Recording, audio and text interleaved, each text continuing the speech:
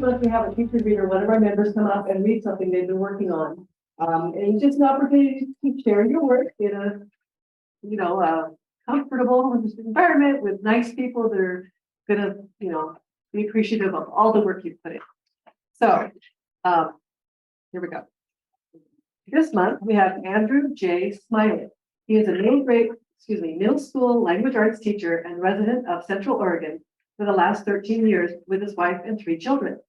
He is usually pounding away at the anvil of his craft, creating YA fantasy worlds. But in his downtime, he can be found watching anime, playing video games, exploring dark corners, and tinkering with Gundam models at the dining room table. He is currently on the hunt for agent representation for his Paradise Lost novel series. Please welcome Andrew J. Smiley.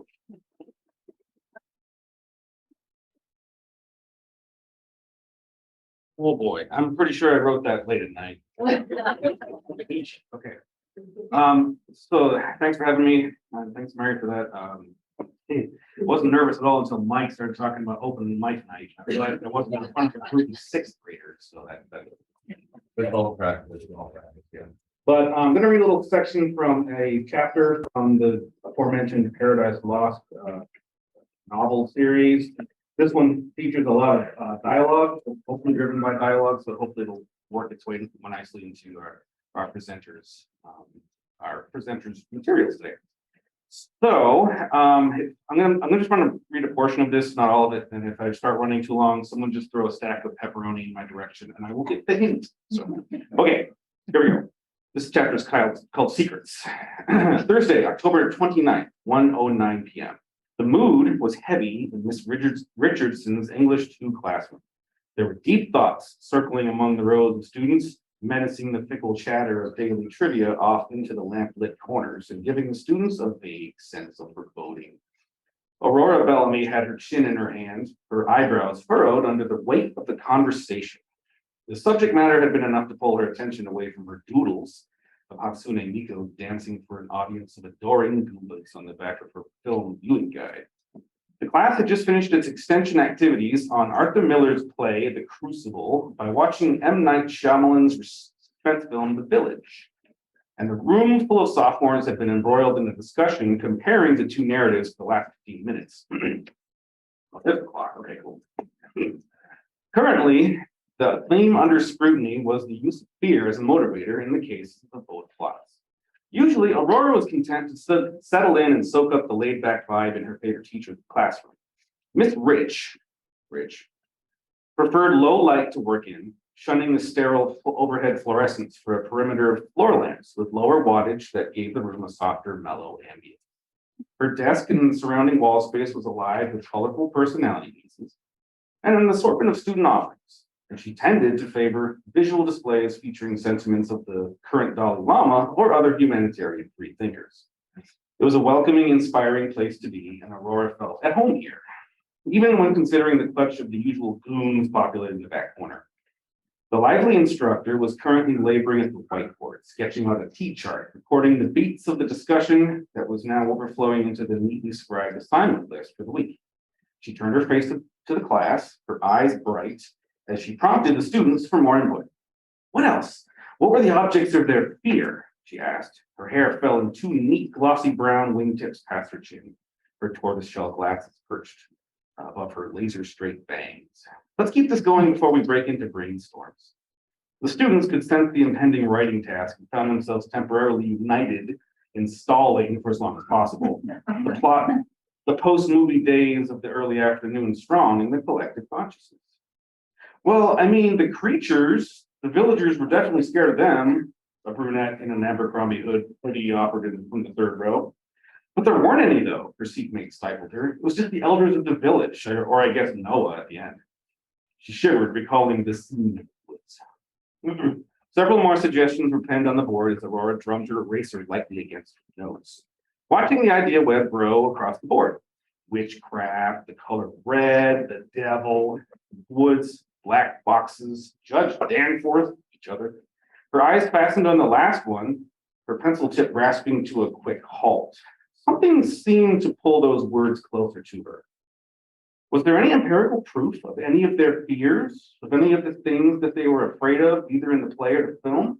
The teacher flicked an accusing glance over to her left. Stash it or lose it, Dexter, not while we're having a class discussion. The surly looking boy pocketed the phone as Mrs. Rich repeated the question for him directly. What do you mean by empirical? He muttered. Something you can observe or experience rather than assume logic. The teacher referred back to the sidebar of fears, scrawled just shy of the whiteboard frame. After some more tentative input from the usual volunteers and a bit of lively controversy concerning the devil and the exclusion of the color red as a human perception, the students were left with only one implication.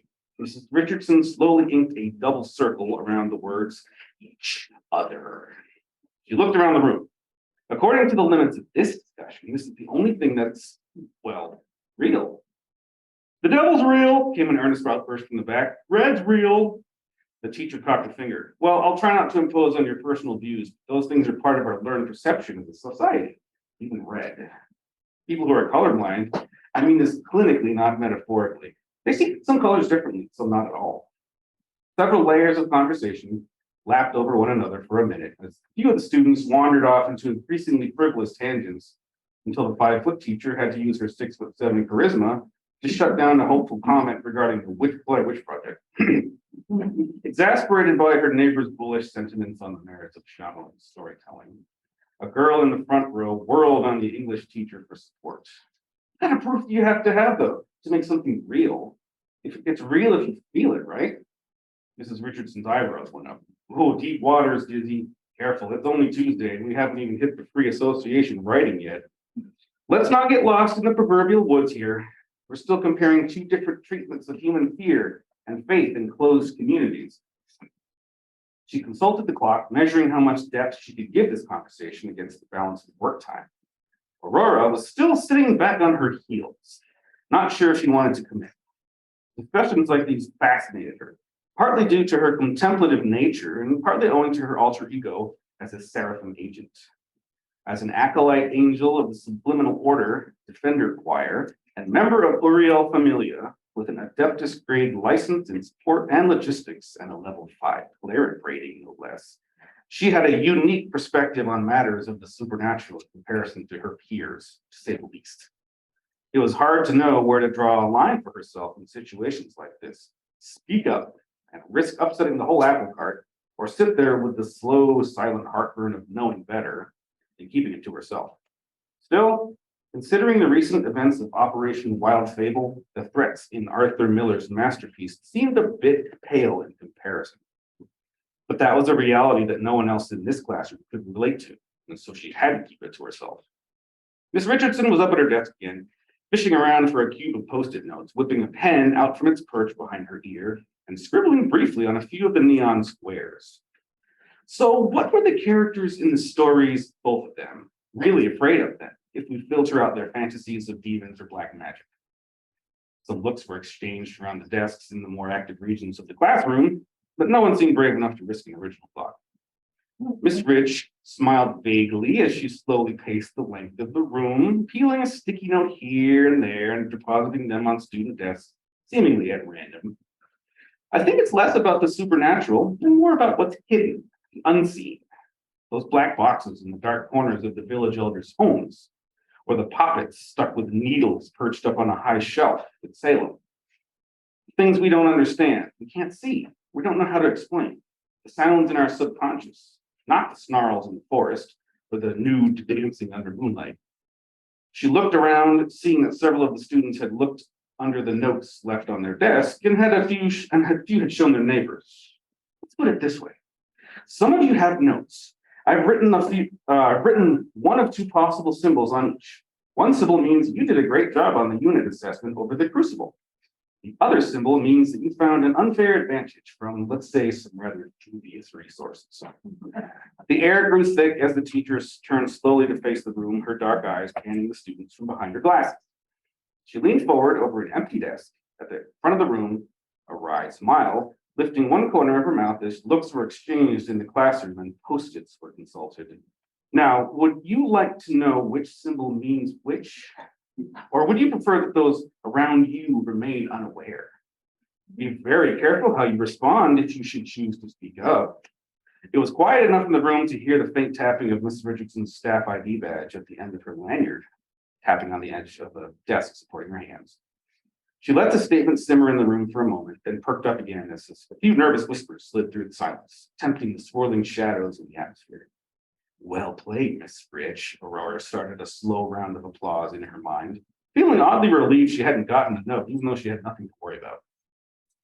Keep your secrets for now, then, sweet students, and let us return to the subject at hand. Teacher returned her glasses to their perch on her head and adjusted the alpaca scarf against her throat. What are we afraid of? A hand went up in the second row of desks, an actual hand. Secrets, said one of the more gregarious boys. The characters are afraid of what others might know about them.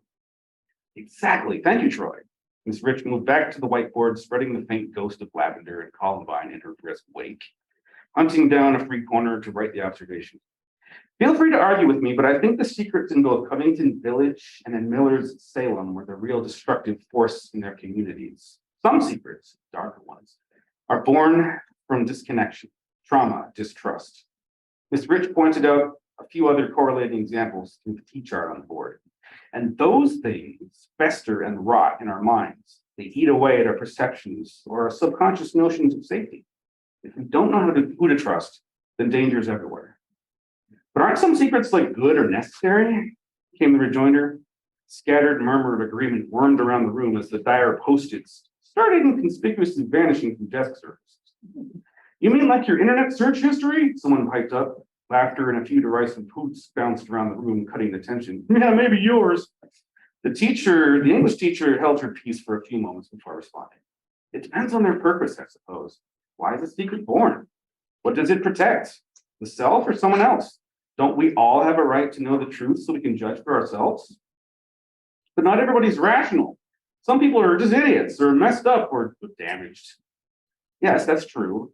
If we're willing to live in the reality where secrets are an accepted part of the social contract, then who can we trust with them? Miss Rich edged closer to the knot of basement dwellers. We're looking restless again, determined to hold on to the intellectual momentum for a bit longer. Who are our elders or John Proctors, those willing to carry the burden for us? Can we trust them with that much weight? One of the boys slouching in the slacker squad turned to the teacher. What about the military or the government? A swell of dissent began rising among the students at the ideation of Big Brother in any form. And Miss Richardson held up a hand. Hold on, no put downs. This is an open discussion. She motioned for him to elaborate. What about the military then? Well, I mean, if everybody knows what soldiers are doing and where they're at, that screws up their security. People die in the real world every day for that, the boy outlined in a defiant tone. The harsh words of her classmates faded slowly away as something stirred in Aurora's memory. A small fragment of discussion the Seraphim program director Matriel had shared with her familia during the mission review at their first operation of the school year. I will answer your question, Aurora, but not at this moment. A wise question is never a mistake, but some knowledge carries with it certain conditions. Certain conditions. Knowledge that people aren't prepared for or equipped to possess. Aurora? She startled, realizing Miss Richardson was staring directly at her, then noticing that her hand was very obviously raised. Well, she swallowed, trying to gather her wits. What if a secret, protects the greater good? The elders wanted to keep their community safe, so they created this elaborate farce that controlled everyone outside the council. But their intentions were to protect themselves from what they thought was a worse world. That's true in the giver too, I think. But their intent, though, if the system breaks down, then order can fail too, and people can get hurt or die even, people like Noah. Dude, Noah literally shanked Ivy's man. He had it coming by getting in that preacher suit. Snickers from the back of the room tried to cover the fact that the slackers had been paying attention. A retort came from one of the girls near the window. No, but he was damaged. He had a disability or whatever. Weren't you watching? What? So the rules don't apply to everybody then? A moral tug of war threatened to erupt. Mrs. Richardson was tapping her pen against her chin, still eyeing Aurora carefully. What you're saying presumes people are sheep, or at least want to be, Aurora. Is that where you're going? Another snicker from the back of the room. Sheeple. Aurora felt a fragment of someone's eraser bounce lightly off the back of her hood. She ignored it. I don't know, but I think most people just want to feel safe. So they'll sacrifice a lot to keep that security rather than misusing it. The teacher smiled slightly, moving the attention back to the board. Would you want to live a lie? Security is often a false promise. More importantly, did you have a choice to know what the truth actually was? To understand that there isn't only the prescribed way of thinking to rely on? To me, that's a story worth telling. I'm going to skip ahead just a little bit here for the end. Yes. A boy in an old army fatigues jacket half raised a hand before growling out, "Stability versus freedom. Which is more important to you?" His voice was heavy with a rich layer of conviction. Miss Rich puffed up with pride and nodded. "Stuart, that might be a sentiment worth stating. You should write it down, not in a textbook here." She peeled off a thin sheet of Post-its and stuck them to his shoulder on her way past his desk. Okay, final thoughts for you. It really factors into one of humanity's most insidious fears. One that keeps popping up in the really good stories, that there's something you don't know, something hidden, that our elders are keeping us in the dark, keeping us from knowing a certain truth that carries consequences. All the way back to the biblical story of Eve in the garden, that we don't know what real is. Do we stay safe or risk giving knowledge a try? Sounds good, Miss Rich. You got my vote. Nope, you're not getting off that easy. As much as I love this conversation, I need you to produce some writing from it today. Okay, I want everyone to partner up. You can use your paragraph peers from last week if you want. We're going to dive into this while the iron's still hot. If you rattled off a set of instructions from crafting points of perspective to debate tomorrow, then set a timer for students to group up while dashing off a set of bullet guidelines for partner work on the board. That's just my teacher self showing again. That's just it. Aurora frowned. That's the real darkness. What lurks in the hearts of people. Not monsters, not witchcraft or Lilim or Nephilim or whatever lurks in the woods. It's us. It's always been us. The ones that put on the creature suits to scare each other into submission, feed a lie so we don't have to be scared of the real danger, what's already inside. A serial killer living in the bedroom upstairs, with a mom fighting a losing battle with schizophrenia until she drowns her kids in the bathtub. We're also terrified of each other that we miss the real monsters. Okay, time to write, the teacher chirps, hustling between desks to start expediting the movements of slouchy teenagers. Your thoughts are your strength, so write them down. Yes, I will be writing about this, Aurora checked her notes. Voices swelled in the room as the students did what they usually did when they're allowed to choose partners, immediately link up with friends. Aurora threw a look over her shoulder, finding her friend Bree Sampson grinning and finger gunning back in her direction. Pausing to scribble a pair of lines into her personal composition book, she scooped up her materials and dragged her chair back in the redhead's direction, hoping Mrs. Rich wouldn't recant on freedom of choice as the tumult began to reach. This time, it seemed as though her notebook had nothing snarky to say about her plan. Thank you for your ear.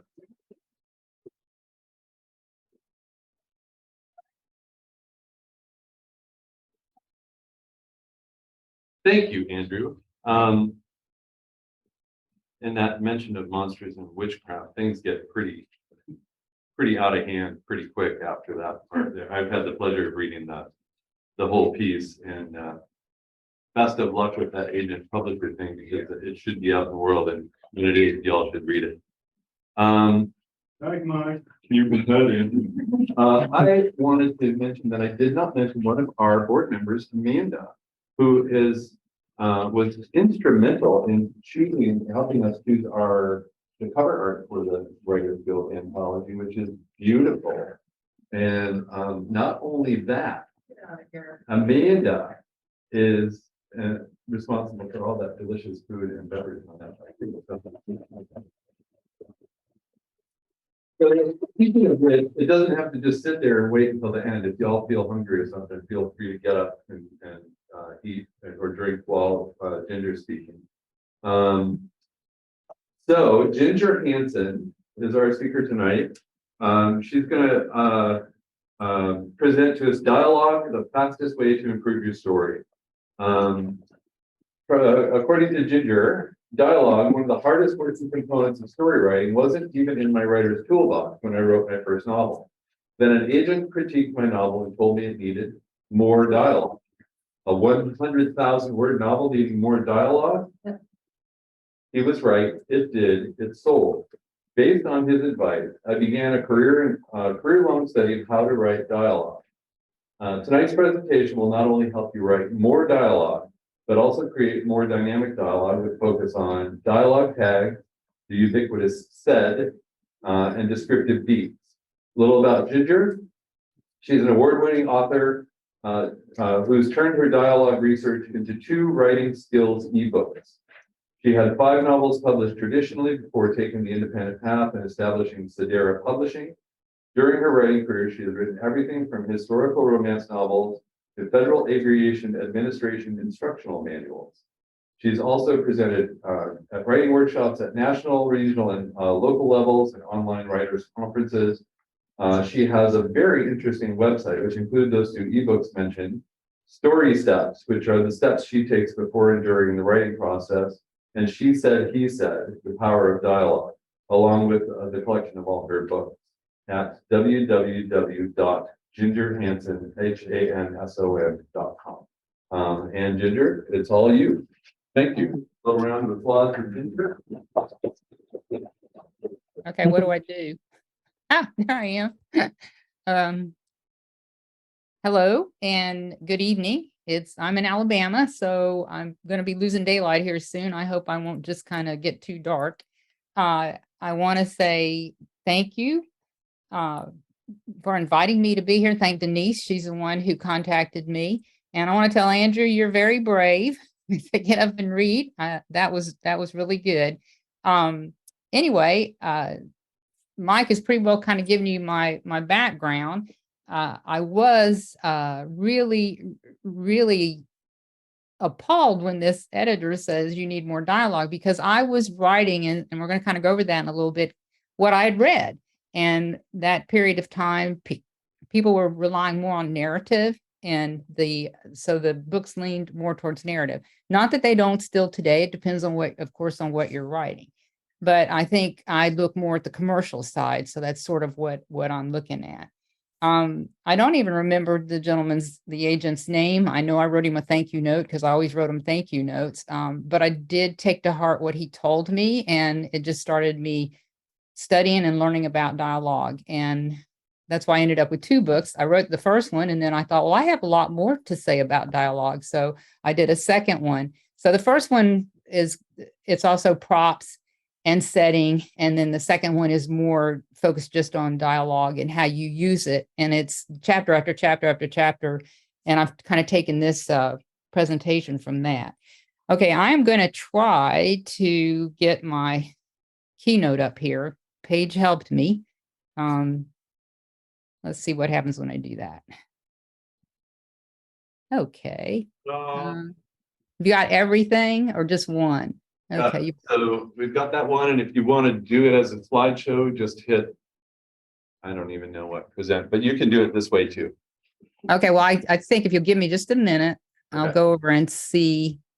Oh, wait a minute, I found it. Keynote.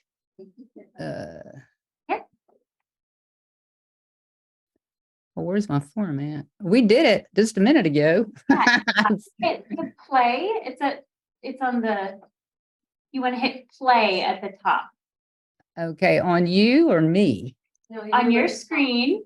Okay, your screen has taken part of my directions away. I just realized that. I've got this little screen across the top has messed up and I can't find my play thing. Can I move this? There it is. Okay. All right, got it. I was saying, oh, it went away. I lost it. Okay, so I need play. To the right. One more to the right. Oh, I got it. As I told, here it is. Oops. As I was telling Paige, we got it good, right? I'm using my daughter's laptop because my old one bit the dust. And so finding my way around things has been a little confusing. Do you still hear me? Yes. Okay. I don't know. I have a big screen in the middle of my.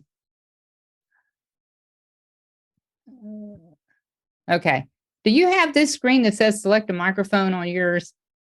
No, that's yours. Okay. Okay. I'm going to go, I won't pay any attention to it. I don't know where it came from. Don't mess with that. And all you need to do, Ginger, if you want to go to the next slide, is just hit enter and it'll go to the next one. Right. I had that all figured out. I've been working on this forever and a day, trying to make sure I knew how to do it. My background has been Zoom meetings where I just send everything to somebody and they do it. So I apologize for not being quite as knowledgeable as I could be. Okay, so let's get started. As you can see here, to me, the fastest way to improve your story is by concentrating on writing good. One, there's many ways, I guess, but one thing is to use the power of dialogue when you're writing. Let's go to the first slide, make sure I'm doing this right. Not going forward. I think this has locked my screen. Oh, shoot. There it is. Okay. I got rid of whatever that was. I just kept punching it. For writing purposes, you want to keep in mind that dialogue is the illusion of real conversation between two or more characters. Okay.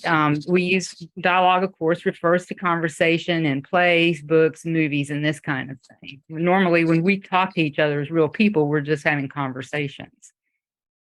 The purpose of dialogue. What is the purpose of dialogue? Why even bother to have it in your story? Well, really and truly, it depends on what you need it to do. I think that's the thing I like the most about dialogue because it can do so many things, as we're going to talk about tonight. For example, it can advance the plot. It can reveal character. It can build tension. It can enhance setting.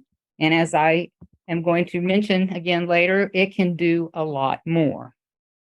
What you want to keep in mind when we begin crafting dialogue and sort of explore this, what are good ways to do it and how to make it powerful, that dialogue is fictional conversation. And that means you are creating the illusion of conversation.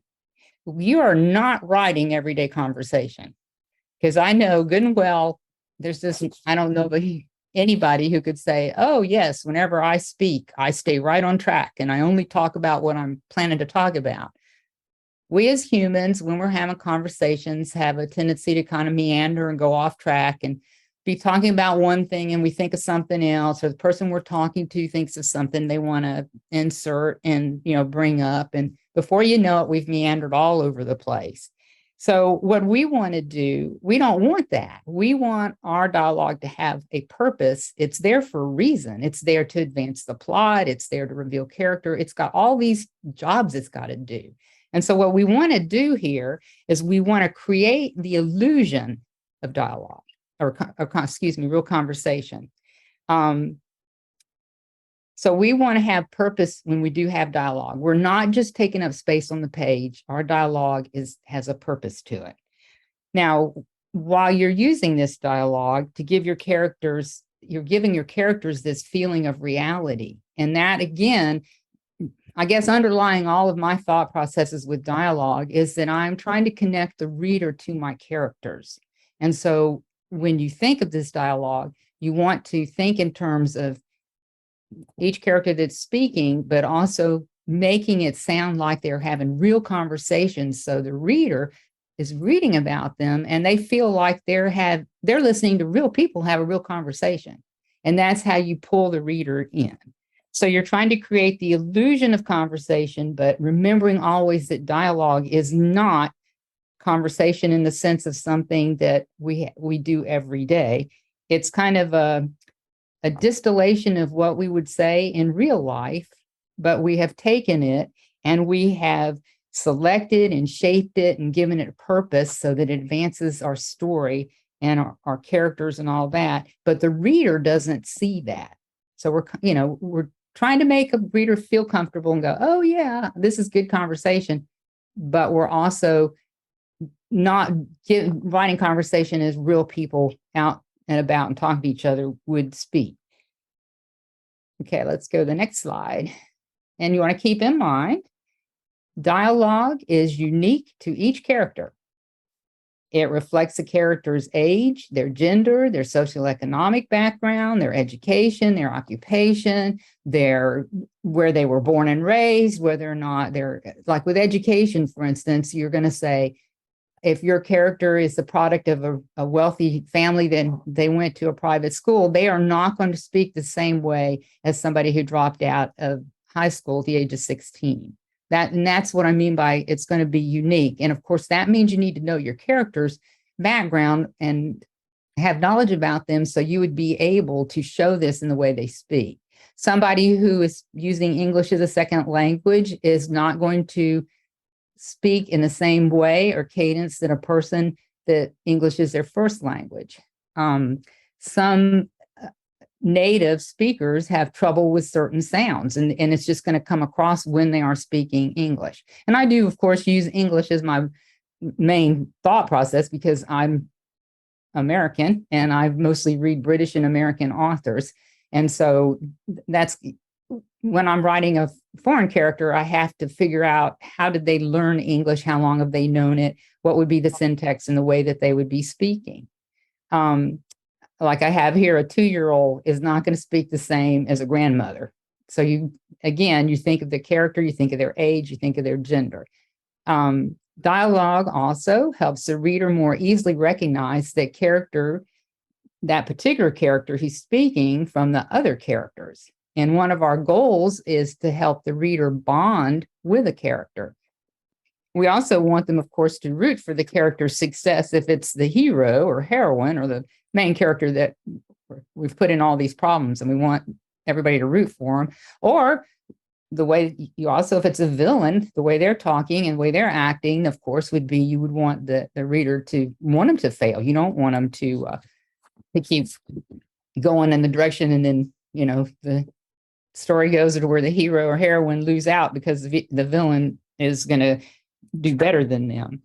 It's very much worth noting that in real conversation, people interrupt each other. And that is a technique that you can use in your writing. As you well know, if somebody interrupts you in your line of thought and you have kind of got, this is what I want to say, and they interrupt you with something different, it does usually make us pause and kind of flounder around and try to figure out what to say next. It throws us off key. And that's something you can use in your writing when you're doing dialogue, if you need that in your story, that you have that little floundering and then you have orders restored. And that also gives that feeling of real conversation to the reader. Dialogue can be a very busy and powerful component of your writer's toolbox. And I think it's really, for me at least, it really was worth learning how to write better dialogue. Now, what I want you to keep in mind, and I always tell people, I did teach years and years and years ago, was that we don't learn anything immediately. We do have to, I guess the best way, repetition is the best way for us to learn most things. And I always think about how we're big Braves fans because we're on the East Coast and we've always lived near the Atlanta Braves. You think of that pitcher who has gone up from the gotten into the higher ranks of not football, I don't even do football, baseball league. And how many times did they throw pitches? They didn't just come in the door and say, oh, I want to be a pitcher. Why don't you guys hire me and let me play for the Braves? And over their lifespan of getting to that point, they've just thrown thousands and thousands of pitches. And that catcher who's catching them, who's in the major leagues, has caught thousands and thousands. So I always say to people, I used to say to my students, if you don't practice something, you're not going to learn it. And if you want to learn how to use dialogue in your writing, you're going to have to practice it. And you may not be that good at first. You may need to have all these little notes and things telling you what you want to do. But the longer you do it, the more you do it, generally speaking, the better you're going to get at it. I always also look at, for instance, first responders. Nobody just walks in the door and says, I want to be a first responder. They've got to be certified. They go through all these constant practices to try to see how to learn how to do what they should do in an emergency, because in an emergency, they can't stop and think. They have to just react. And so that's kind of how I think if you are struggling with dialogue, as I was originally, I think you just have to say, okay, I know I'm going to work on this and I should get better. My little suggestion aside, now what we're going to do is we're going to discuss the dialogue tag. Now, I call them dialogue tags. You might have heard them called speaker attributions or tagline or speaker tag. But this is just, to keep everything smooth, I just go with one definition of different things. And so this is what I'm using right now. So please bear with me. So what does a dialogue tag do? The most important thing a dialogue tag does is it identifies the speaker. And why is this important? Because then the reader is not confused as to who is speaking. And you don't want to lose the reader. I can well imagine, I know for me personally, there have been countless times I'm involved in reading a conversation in a novel, and all of a sudden I'm looking at it and thinking, well, who's speaking? Because I realized that the author didn't really tag the beginning. And then it got confusing as they went along, because sometimes people then don't use tags at all, which is not bad, but you have to have the reader has got to be sure of who's talking in that conversation, who's involved in it, and who is speaking when they are speaking. So you want to always respect the dialogue tag and realize that it does have an important job. I also say, in a way, it labels a piece of writing as a dialogue tag. It lets you know that this is tagged. Now, granted, in grammar, we have the quotation marks, which also say, and really, these are all signposts to me. This is what I think people need to keep in mind. All the things that we do when we're writing that are kind of the foundation of the story is making sure these are little signposts for the readers they go along so they don't get confused. That's why we have, line breaks. That's why we have paragraphs. And so, hey, we're changing scene. Hey, we're doing something different. It's the same thing with the dialogue. You, of course, have the quotation marks, which helps, but it helps, continues to label their mind. You read it, you see it, and you're going, okay, this is dialogue. And sometimes, of course, the tag, it doesn't have to be last. It can be first. It can be in the middle of a sentence. So anyway, it does help label it. It can also may offer insight on how the character is speaking. And I'm going to look at that a little bit more later on how to improve on that, I guess would be the best way to describe it. So better see where I'm at here. So as far as mechanics go, as I just said, the dialogue tag can be at the very beginning, it can be in the middle of the sentence, or it can be at the end. And it just, all you want to do is make sure the reader knows who's speaking. Okay, let's go. I thought what we do is take a little look into kind of the history of dialogue tags. Now, what's interesting is dialogue tags have been around like for hundreds of years. They've got a long history. We're going to look more at kind of the evolution of them so you can get an idea, because people sometimes are still writing this way. So, I don't know, I felt like it kind of, I'm a former history teacher. I like to grab people in the past and bring them up to the present. So that's me. So I've got some here just for examples. He exclaimed, she pleaded earnestly, please don't fight, coaxed attractive blonde-haired Laura. It's a rainy day, commented Sarah. Okay, agreed hot-tempered Greg. Now, this gives you an idea if you go back to the beginning of the 20th century. This is the kind of writing that we saw a lot in the 20th century. And yes, we can still see it today. So what we're going to do is just give some examples and kind of look at how dialogue tags have changed. I hope many of you have heard of Nancy Drew. The Secret of the Old Clock was published in 1930. And of course, Carolyn King was the pseudonym for all the people who wrote the Nancy Drew books. And fortunately for young girls, because she was my favorite when my aunt was reading them and I read them, my daughters read them.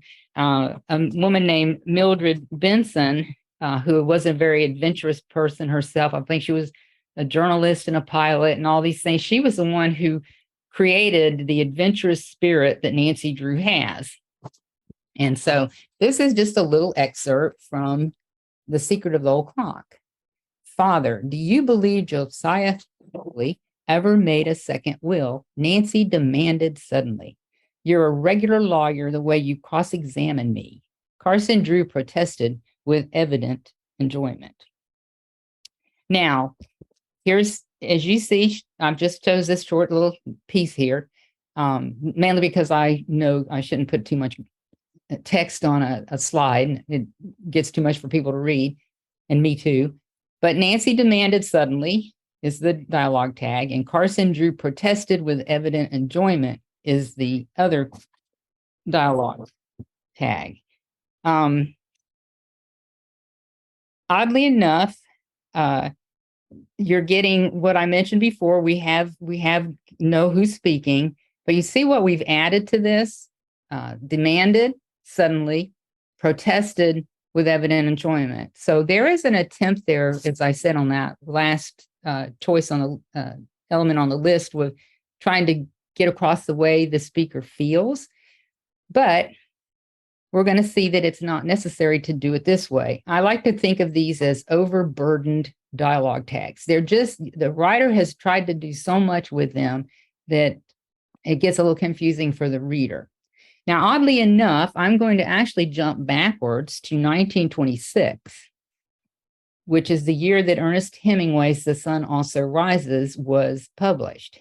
And I love this excerpt because you can see why this man had such an impact on our writing in the United States in the 20th century. Hello, Robert, I said. Did you come to cheer me up? Would you like to go to South America, Jake? He asked. No. Why not? I don't know. I never wanted to go. Too expensive. You can see all the South Americans you want in Paris anyway. They're not real South Americans. They look awfully real to me. Now, what I love about this is he's only using two dialogue tags here. I said, and he asked. He has established up front that one character is Robert and one character is Jake. And even though he's gone back and forth as he goes down, you go down the excerpt, he has not used another dialogue tag, but I don't think anyone would have any trouble telling who's speaking from reading this. In contrast, he has just used a simple I said and he asked to the type of dialogue tags that were in Nancy Drew and were very popular at the beginning of the 20th century. So he's really breaking, into whole new ground. And it's going to take a long time before people sort of start writing more and more like he does. Let's see. I think the main reason when I compare these two and the reason I use them is, for me, the main difference I see in these is the Nancy Drew book, as you can see, they're trying to tell you how people feel. He's not. So when I read Nancy Drew, especially now in later years when I was looking at it, what teenager in 1930 would have demanded anything of a parent? I mean, as a historian, I can tell you that's just, kind of a girl, especially. That would be kind of odd. But on the other hand, in order to make it kind of seem right, the author comes back and has the father protest, but he's enjoying how she did that. Now, as a parent, if I'd been reading that in the 1930s, and no, I'm not that old, I would have been like, I know my daughter, I want her to read this. This young lady sounds very rude, if you ask me.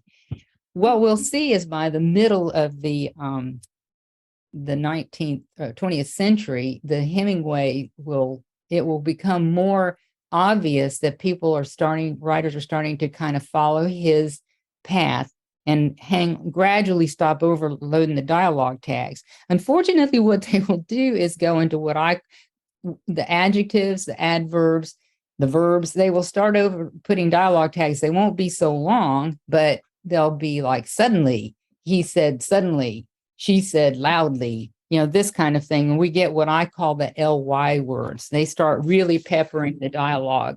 And I have seen this a lot in the past because I have judged a lot of contest entries for Romance Writers of America where they're new writers, this is their first contest, they've been the first manuscript they've written. And I always saw that as a big problem because they started relying on that and still haven't really figured out how to do dialogue in a good way. So that leads me into what I like to call the great said debate. And I love this Stephen King, because he sort of wraps it all up for me personally. While to write adverbs is human, to write he said or she said is divine. And that's kind of how I feel about this. By the latter end of the 20th century, said becomes the dialogue tag of choice. Now, what's interesting is once it's being used so much, the experts come out and say, well, people don't even notice said. It's just part of the reading experience. It doesn't grab them. It doesn't pull them out of the story. It doesn't make them stop to think. They just they read the dialogue and they just go right with it, which makes it, to me, an excellent tool. It's an invisible part of the reading experience. And you don't need adverbs and adjectives and verbs stuck in there anywhere to have people think, oh, okay, I have to stop and figure that part out. So we kind of get a decrease in using suddenly and hopefully and all this, which is nice. And Hemingway's style of dialogue tag becomes really popular. So let's see. There is, of course, a problem when I said becomes really popular. And here's the problem. People start overusing I said. We are in 1955 here with the Chronicles of Narnia, The Magician's Nephew. And in 18 lines, Mr. Lewis uses, 10 saids and a he went on. I've underlined them so you could see them. So as you can see, overuse of this dialogue tag, they're using it now in the middle of the century, but it's getting overused.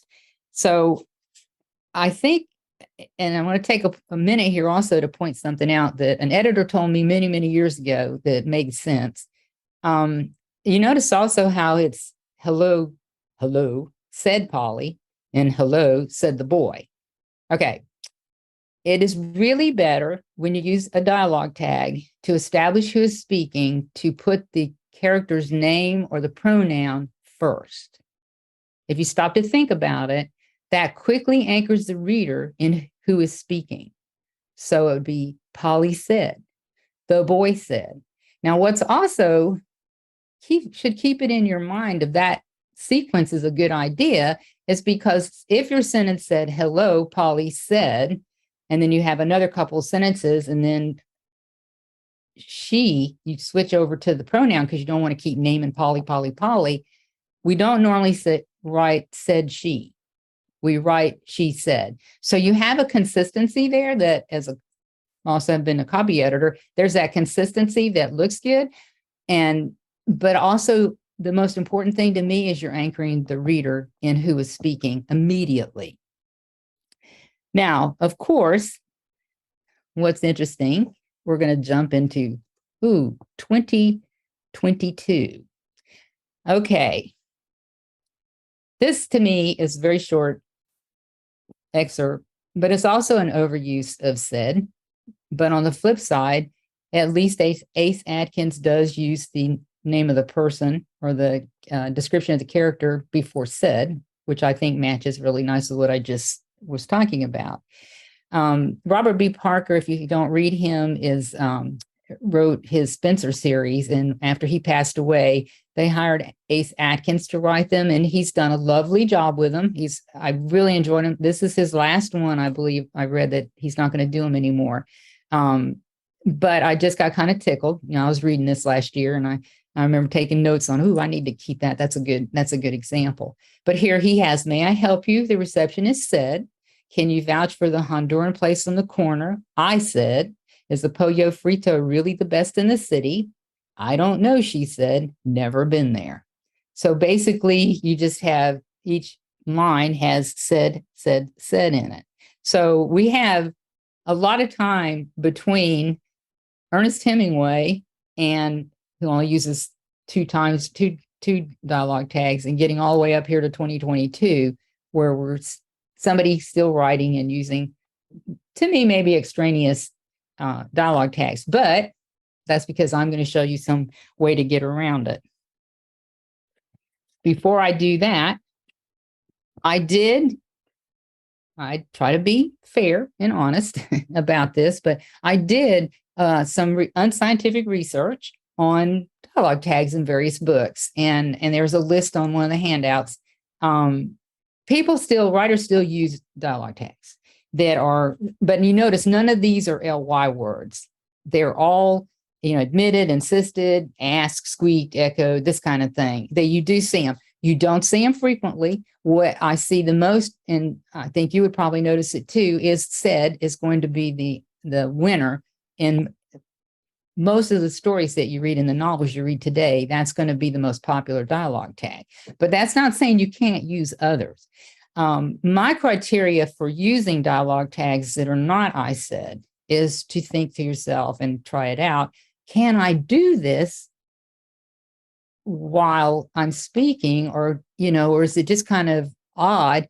I've seen, for instance, he stormed. Well, that doesn't tell me anything, to be honest about it. And also, I think you need to be able to say, can I do that? Here's a dialogue, and then I want to put a tag on here, but can a human do it? I think, for instance, if you try to use sneeze, I don't think many of us can speak while we sneeze. But on the other hand, we could probably while we wheeze. So, I mean, you can see this, you get little nuances here. So to me, what I do is I try, if I'm going to deviate, I don't tend to deviate that much, but if I was going to, I would think, can I do that? For instance, I think you can mutter, because people do that all the time. And I think you can snap at somebody. And, if you choose that you want to have some variety, of course, it's up to you. It's your story. But I just wanted people to know that it wasn't like we can only use said from now on. Nothing else can be used. But as a kind of a recap, if we stop here for a moment, we can think in terms that dialogue tags have had an evolution. And it's gone from saddling the dialogue tag with too much information into just using said, mainly because people don't notice it. It's just part of their reading now. They kind of go over it. It's not going to jar them out of the story. It doesn't, detract from the story. It keeps the story moving. And overall, to me, that's what we want to do. We want to keep the story moving. The most important job to me of a dialogue tag is to be sure the reader can follow who is speaking. You do not want to lose the reader.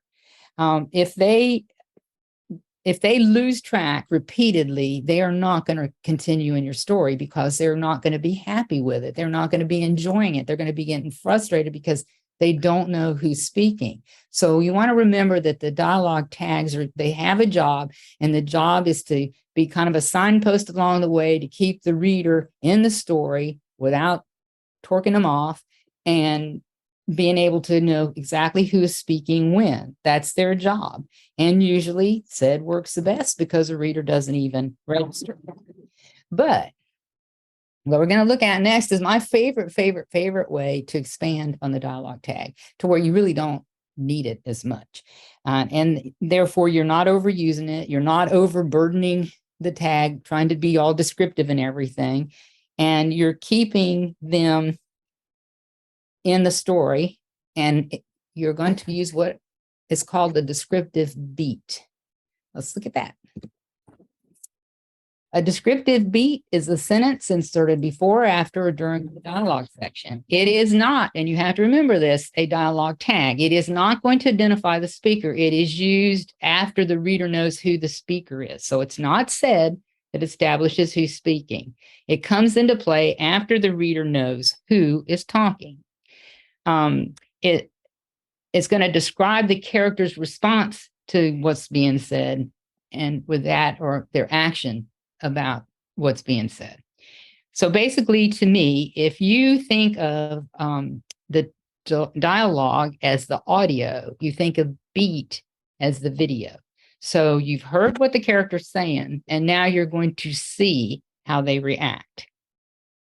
And it's kind of interesting because again, beat is a word that you can run into. I want to think it's in screenwriting and other things, just like so many words in our writing community can have different meanings depending on what style of writing you're doing and who you're studying. I learned turning points, and yet I think plot points, is thrown out a lot. And that's fine. That's just what you've learned and what you're comfortable with. And so what happened with beat was I kept seeing it defined different ways and when I came across this definition, and I loved it. It was one of those things, well, why would they call it a beat in this sense? And so I looked in the dictionary, and it's one of those words that has a lot of meanings, but buried in there, I found it's defined as a brief pause or moment of hesitation, typically one lasting a specified length. Now, what I really liked about the definition was if you consider beat as an important component of music, it makes sense. And it makes it easy to see how a well-written story beat fits into the rhythm, because dialogue has rhythm. And so, the beat goes on. So you have that. And I think that's it really helped me understand what a beat was supposed to be doing. It's in there, and it's the rhythm, and the story's going, and it's a certain pace, and the beat's in there, and it all connects together with the dialogue. One of my favorite writers is a woman named Maggie Osborne. I'm not sure she's even alive any longer. I can't find anything on her. But she was very popular during the 90s and early 2000. And when I read her, and this is why I use her as an example, this book is because she kind of really introduced me to beats and made me really aware of how to use them. This excerpt is taken from The Promise of Jenny Jones, which was published in 1997. A quick little background. Jenny Jones is in a Mexican prison, and she's fixing to be executed for killing a man who assaulted her. And there is a woman who is dying, and she needs her 6-year-old daughter to go to her father in California. And the problem is that if the relatives in Mexico, the only thing that stands between them and a fortune is this little 6-year-old girl. But if she can get the girl into California, the mother thinks she'll be safe. Well, the mother has, like tuberculosis or something, and she's almost, she's got serious health problems. So she offers to trade places with Jenny Jones. And that's the promise that Jenny makes. Jenny promises that she will get this little girl to California. But I love this when it says, what are you doing? Jenny said when she became aware of Gracela's soft murmuring. I'm praying that the train will wreck and kill you. Then Cousin Chulo and Cousin Luis will come and take me home. You see this? Jenny pointed to the scab forming on her cheek. And this? She leaned her eye down towards Gracela, an eye that was swelling by the second. I got these fighting your stinking cousins so they wouldn't capture you and kill you. Outrage and disbelief stiffened Gracela's little shoulders. My cousins would never hurt me. They came to rescue me from you and take me home. Now, like I said, as you can see here, we have one dialogue tag, Jenny said, but we are getting so much depth.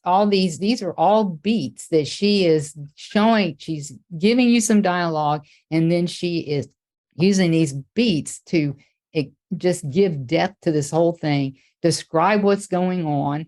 And it's just, it's just really great. You have her, the little girls, over here praying, wanting the train to wreck, and Jenny Jones get killed, and Jenny's showing you. She doesn't say, you see this, and then Jenny said, as she pointed to the blah, blah, and that kind of thing. What you have here is action, action, action, giving this depth, depth, depth. One of the things I thought, anytime you want to practice some of this stuff, you could take this, like something like this, and take the beats out, rewrite it without beats and see what you can do. Or take something else that has a lot of dialogue tags and say, I'm going to put beats in here. And that's how you would practice. You don't have to necessarily do it on just what you write. You could also do it on what other people write, just to get a feel for what's what. So what's interesting here, let's say the next slide. Why do descriptive beats work so well?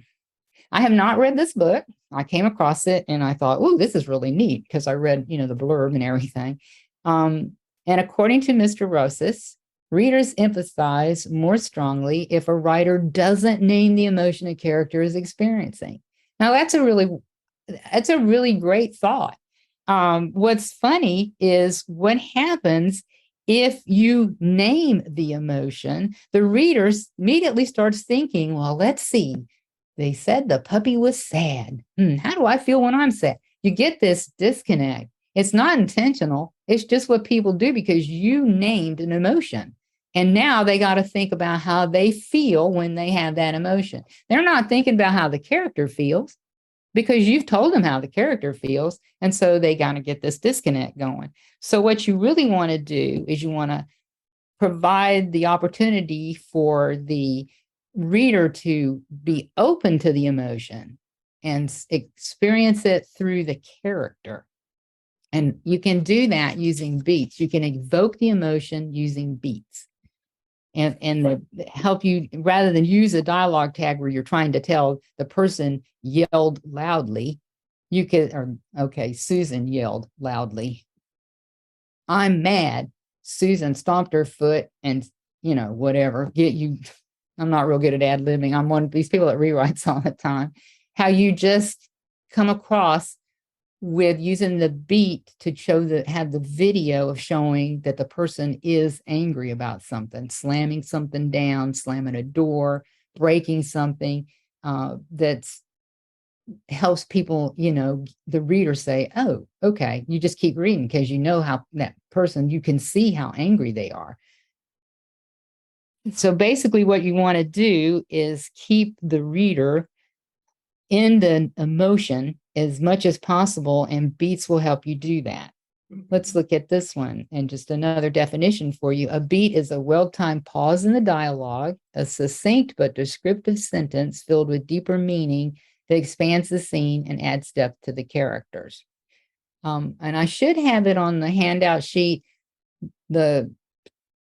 There's a woman named Rennie Brown who wrote a book on how you go back and self-edit your story after you write it. And she's the one basically who introduced me to beats. I think there's 2 editions. I think I made a note on the handout, but she and her co-writer really went into this, and it was it really opened a door for me to be introduced to the idea of writing like this. So let's take a second here. And hope I didn't skip one. Wait a minute. No, I didn't. Okay. Another writer I really like is Jennifer Creasy, who's been writing for years. And this little section just is just to show you how you can have more than one person in the scene and not lose them by using beats. You don't lose who's talking because of using beats. And it opens up with, I deserve this. Nobody deserves this.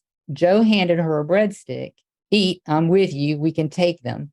Hell yes, Charlie relented and patted her hand. The odds are in our favor. You in this too? Good. Joe handed him a breadstick too. Now notice how I just plucked this out. So of course you don't know who the first speaker is, but by the second line, we know it's a female. We know we've got 2 males in this little excerpt. We have Joe and Charlie, but just see this, here we have the audio, nobody deserves this. And then we get the video, Joe handed her a breadstick. And then Joe hands Charlie a breadstick. But you can see how we get this depth of meaning to these lines, but we never lose who's talking because of the way she wrote this. So, and another thing, we were talking about dialogue and dialogue tags. There is no dialogue tag because she has used the beat to keep you clued in. She's just given the beats doing a lot. It's moving everything forward. It's showing what these people are doing. You're getting the video, and there's not one dialogue tag in here. Now, I'm not saying you don't need dialogue tags. I'm just saying this gives you some variety. It gives you choices on when you're writing, on how you want to write and what you want to have in there. So here's a list, what descriptive beats do for your dialogue. So it gives your dialogue a more focused feel. It can reveal feelings and emotions. It adds actions, as we've seen, and sensory details. Now we have a breadstick. So we have the sensory feel of the breadstick going from person, he's handing them to person. It can reveal backstory. It can reveal tone of voice. And I really like how it establishes a setting for sci-fi, paranormal, fantasy, and historical writers. I think beats go such a long way. And if you weave them into the story where you don't have to have huge blocks of narrative trying to set your characters in that world, because you can use beats to bit by bit build the world for them. So you really use them to build this connection between you and the reader, or the characters in the reader. And you don't have to go gasp, you don't have to use all these odd dialogue tags that are out there. You can stick with said because you're not even using it all the time. So you have so much more opportunity to go in so many different directions and give so much information and have such excellent fictional dialogue and conversations between your characters. And like I said, it's a skill that you have to develop, and you can't do it immediately. You have to work on it, but it's, I think, one of the most rewarding ways to write dialogue. Now, you want to always keep in mind that descriptive beats only work once you've identified the speaker. They are not dialogue tags at all. So you have to, that's what identifies the speaker. So you have to keep them in sequence. And also with the Jennifer Cruzy excerpt we just did, you can see how you can use them to differentiate between the speakers. Of course, these were already, because I just grabbed that, the female had already been identified that in earlier, where they first sat down at the table. So once you get them identified, you're just, and you can reinforce that and use it to help build the characters. We always want to, whatever you do, however you choose to use it, you always want to keep the forefront of your mind. You do not want to confuse the reader. However you do anything, you want the reader to know what's happening. I sometimes think people might worry. They're going like, well, how in the world can I like to say the person's sad. That's the easiest way to do it, or that's the only way I know how to do it. How do I evoke emotions? You're going to love this website. This is a nonverbal dictionary of gestures, signs, and body language. And this is just one of the greatest. The address is on the handout. This is just one of the greatest dictionaries I've ever found. I mean, and it's a dictionary. If you look at it here, Adam's apple to jump. Okay, that's the section. You click that and you go to all the words from Adam's apple to jump. What you have to understand about emotions and why you can, it's a little bit easier to invoke them than you would think, is because emotions are not a psychological state, they're physiological. Okay, and that basically means that you have body changes. Okay, so these changes that happen to you are accompanied, are something that affect most humans. It's the same type of thing. And that's why you can use them to create beats. Let's see, I was getting a little bit ahead of myself. Okay, so this dictionary gives you words. And what I did was I looked up the word disgust, just to give you an example. And I had this really neat picture. Disgust, it's defined in the dictionary as a sickening feeling of revulsion, loathing, or nausea. And then they keep going. Disgust shows in a curled upper lip. Digestive vocalizations, we cannot hear her, so we don't know if she's doing that. Narrowed or partly closed eyes, as you can see. Above the lowered brow of the frown face. And we also cannot, don't know how to animate, so the backward head jerk or the side-to-side head shakes. And some people apparently even stick their tongue out when they are disgusted. So here you have it. This is a very physical reaction to something someone has found disgusting. And there's more links at each page that will take you, to, if you want to go deeper or you want to broaden, and, they have other things that might be of interest to you when you're looking up the word disgust. And what you have to remember too is what one person considers disgusting, another person may not consider disgusting. I mean, yes, I do watch crime shows, but I close my eyes when they show or cutting the body up, not something I, want to watch. But for a doctor that's doing it, that's not disgusting to them because that's something they do. That's part of their job. According to Jerome Kagan and Julia Seagalt a long time ago, wrote a book called Psychology and Introduction. But what has not changed over the years is that these kind of reactions, this physiological reaction, can be in the heart, the stomach, the muscles, the neurotransmitters, or the hormones. It is not something we have conscious control over. So that's a reason that most people, when they are disgusted by something, this is going to be their reaction. Now, I always use the caveat, most people, because of course there are people who might have some type of birth defect or have been in an accident and had some kind of repercussions from the act, something that may cause them not to react in the same way because of some kind of physical problem or mental problem that prevents that. But then again, your character. So whether or not this character would react in a normal, healthy human fashion to being disgusted by something. Hopefully, I think I've gone almost an hour. This has helped you, giving you some things to think about to use for your dialogue, and beats and I said, and how, kind of tags versus beats, or whether you want to use both of them or not. And that will help you write better dialogue while you're working. I had 3 takeaways that I hoped you would remember. That dialogue is most importantly, it's fictional conversation. It has a purpose. You're shaping it, you're melding it to your purpose to have it do what you want it to do. Said is the least intrusive dialogue tag, but as we saw, even today, it can be overused. Beats expand the scene and add emotion and depth to dialogue.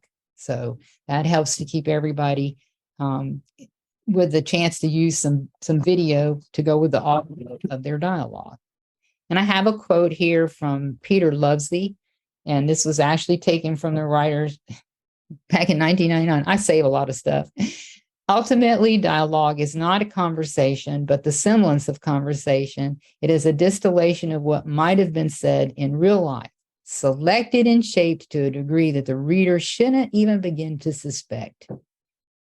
And that pretty much concludes this presentation. I'm not sure what I'm supposed to do next. I think we're supposed to maybe have some questions and answers.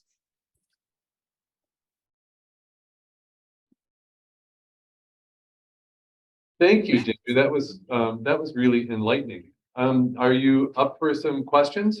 Sure. I mean, I may not know the answer, but I'll be happy to hear the question. And thank you all for coming. And I hope it did give you some things that will help you improve your dialogue, if that's what you were hoping for. All right. We've got a question.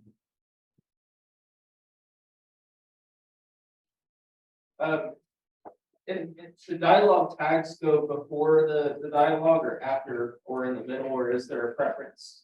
Oh, no, there's no preference. It's just, I think mainly it's just how you think how it looks and how you want to do it. But if you look at a grammar book, and that's, I think, where I got it from, your dialogue, you could say John said, and then comma, blah, blah, blah, or I want to do this, comma, John said, go to the store, and you can, or most people, a lot of times it is at the end, or, just depends on how the conversation's going and what point in the conversation you would like to do that.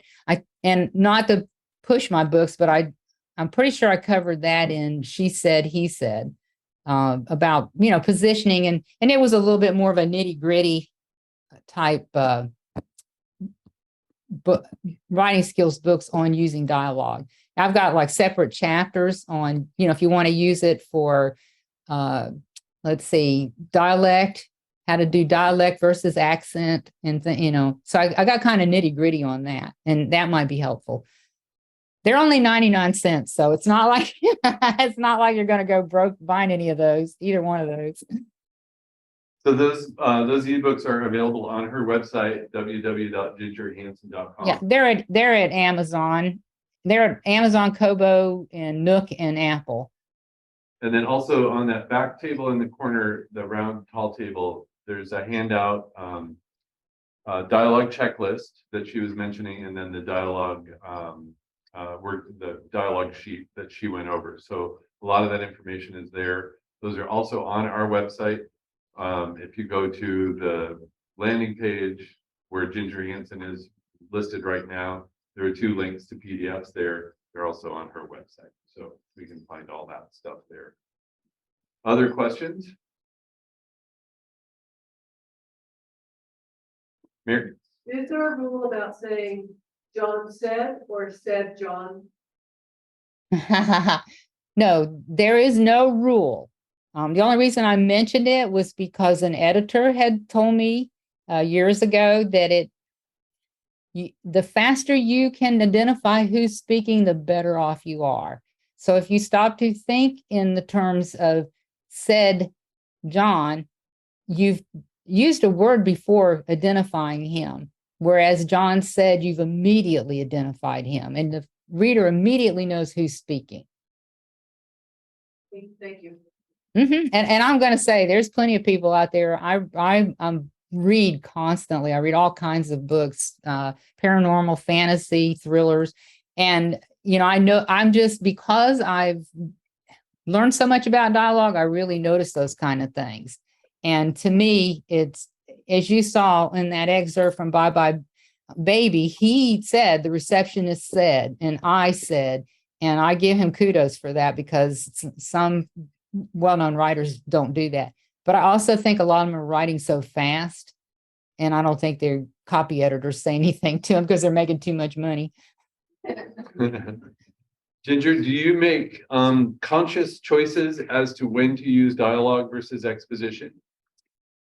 Yes. And another thing I do is I will go through a manuscript and I will try to make sure I have a good balance of dialogue and narrative.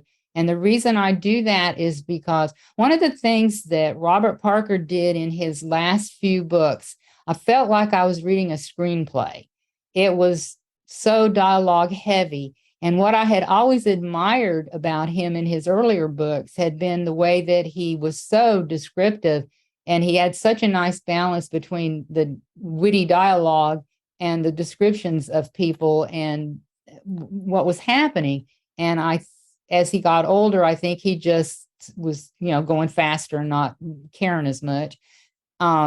And that's why I liked Ace Atkins, because he brought the books back to the earlier Spencer. But what you can do on a computer or with just an old-fashioned highlighter on a piece of paper is actually go through and say, make all the dialogue yellow and make all the narrative green. And you have a very good visual of the balance that's there. And that, to me, and a lot of people do write heavy narrative books. I'm not saying they don't, but to me, I like a balance in there. And that way you can tell very easily that you've kind of balanced it out. Because to me, that's what keeps the book moving, is to have the dialogue and then the narrative and everything all. And that's one reason I love beats, because beats get your narrative in there in the dialogue very quickly. Is that a good answer? That's a great answer. Yeah. Other questions? All right, Ginger, thank you so much for coming to visit us. Oh, I enjoyed it so much. I didn't get to see anybody but you and Andrew. I don't know.